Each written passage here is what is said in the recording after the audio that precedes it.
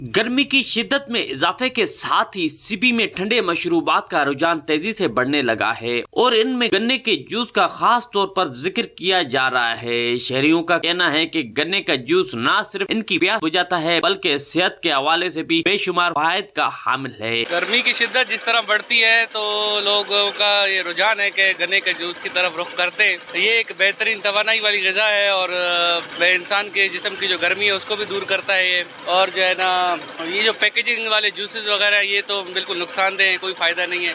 बल्कि मेरी आप सबको जो है ना सलाह है कि गन्ने का जूस पिए और गर्मी की शिद्दत में कमी को महसूस करेंगे आप खुद। शुक्रिया। शहरी कहते हैं कि गन्ने का जूस पीने के बाद गर्मी की शिद्दत में कमी महसूस होती है और ताजगी का एहसास होता है। सिबी में गन्ने के जूस की मांग में इजाफा हो गया है, जहां ये मशरूब खास तौर पर ठंडा और ताज़ा बनाया जाता है।